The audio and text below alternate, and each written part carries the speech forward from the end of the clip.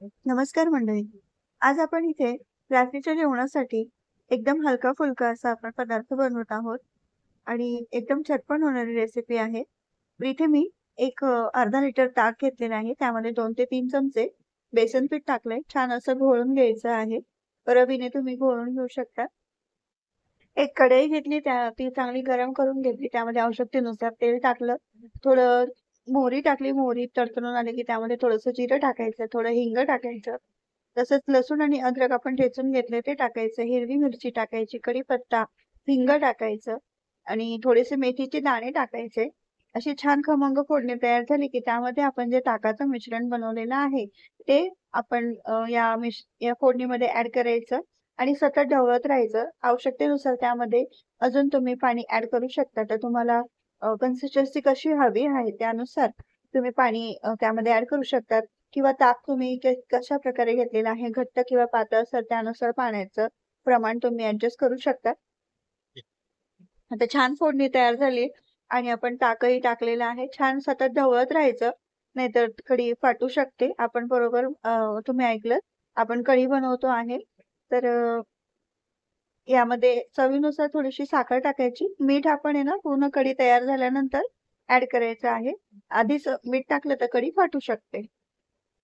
कढी उकळत आहे मंद गॅसवरती तोपर्यंत आपण इथे भजीसाठी पीठ भिजवून घ्यायचं आहे. ते इथे मी बेसन घेतलेलं आहे म्हणजे चण्याचं पीठ.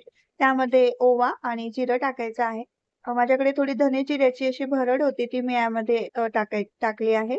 तसंच इथे चवीनुसार मीठ टाकते आणि पाणी टाकून छान असं घोळ बनवून घेतला आणि एका साइडला पण कांदे वगैरे चिरून घेतलेत. कांदे, हिरवी मिरची आणि कोथिंबीर चिरून घेतलेलं आहे.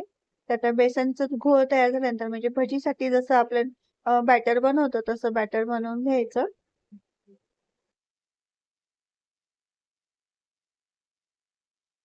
इकडे आपली कढीसुद्धा तयार झालेली आहे. त्यामध्ये चवीनुसार थोडं मीठ टाकायचं आणि एक मिनिटभर उकळू द्यायचं आणि गॅस बंद करायचा आणि आपण आता भजीसाठी सुद्धा तेल कढई तापायला ठेवलेली आहे. त्यामध्ये तेलसुद्धा तापायला ठेवलेलं आहे. तर कढईमध्ये वरून थोडीशी कोथिंबीर टाकायची आणि गॅस बंद करायचा. आता आपण भजीकडे म्हणजे भजीच्या बॅटरकडे जाऊया. तर भजीचं बॅटर आता छान झालेलं आहे तयार. त्यामध्ये थोडासा एक चिमूट 2 चिमूटभर खाण्याचा सोडा टाकायचा.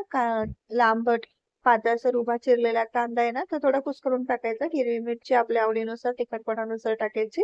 थोडी कोथिंबीर टाकायची आणि छान असं फेटून घ्यायचं आणि एका साइडला आपलं आता तेलही छान तापून झालेलं आहे.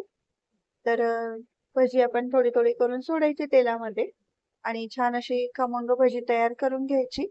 तर तुम्ही म्हणजे तुम्हाला जर आवडत असेल तर तुम्ही डायरेक्टली कढीमध्ये सुद्धा भजी तळून टाकू शकता किंवा वेगळ्या डिशमध्ये घेऊन सुद्धा खाऊ शकतात. तर आजचा बेत एकदम सोपा, सिंपल आहे, झटपट होणारा आहे आणि घरातल्या सर्वांनाही आवडेल, हलका-फुलका असा आहे. तर भजी आणि कढी त्याबरोबर तुम्ही भात खाऊ शकतात, साधी खिचडी खाऊ शकतात, भाकरी खाऊ शकतात किंवा चपाती, पोळी खाऊ शकतात किंवा गरमागरम फोडणीची खिचडी असते, तर त्याबरोबर सुद्धा तुम्ही खाऊ शकता. तर एकदम छान अशी रेसिपी आहे. तुम्ही असा बेत म्हणजे तुमच्याकडे सुद्धा असा बेत बनवला जातो का? तुम्ही कमेंट बॉक्समध्ये मला नक्की सांगू शकता. कधीतरी सिंपल साधं सोपं सुद्धा छान लागतं. नेहमीच असं सगळं तामझाम असलेल्या रेसिपी नाही करू शकत आपण. असं साधं सिंपल जेवण सुद्धा छान लागतं आणि पोटभरीचं असतं. तर तुम्हाला याबद्दल काय वाटतं हे तुम्ही कमेंट बॉक्समध्ये सांगू शकता. अशाच वेगवेगळ्या रेसिपींसाठी आपल्या चॅनलला तुम्ही भेट देऊ शकता. चॅनलवरती नवीन असणार तर सबस्क्राईबचं बटन प्रेस करा. तसंच बेल आयकॉन प्रेस करा म्हणजे तुम्हाला सर्व नोटिफिकेशन सर्वात आधी मिळेल. आणि व्हिडिओ थोडा जरी आवडला तर तुम्ही आपल्या मित्रपरिवारामध्ये, फ्रेंड सर्कलमध्ये नक्की शेअर करू शकता. तर भेटूयात पुढच्या व्हिडिओमध्ये. व्हिडिओ पाहिल्याबद्दल खूप खूप धन्यवाद. Thank you.